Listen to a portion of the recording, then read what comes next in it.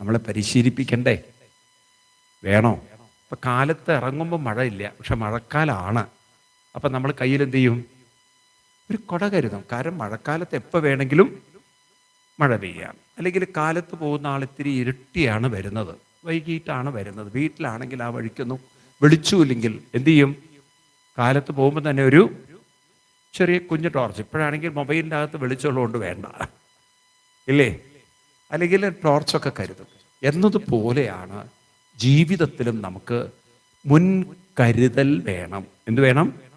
ഈ മുൻകരുതലാണ് ജപം എന്നുള്ളത് ഓർക്കുക. അപ്പൊ കുട്ടിക്കാലത്ത് തന്നെ ഒരു മുൻകരുതൽ വേണ്ടേ? പറയൂ. അതുകൊണ്ട് ജപിക്കുന്നത് എന്തിനാ? അപ്പൊ പറഞ്ഞില്ലേ, ജപിക്കുന്നത് എന്തിനാണ്? ഒരു മുൻകരുതലിന് വേണ്ടിയിട്ടാണ്. എന്തിനു വേണ്ടിയിട്ടാണ്? എന്താ മുൻകരുതൽ എന്ന് പറഞ്ഞാൽ? നമ്മൾ ടോർച്ച് വെക്കുന്നതും ഈ കുട വെക്കുന്നതും ഒക്കെ അതിനെന്താ പറയുക?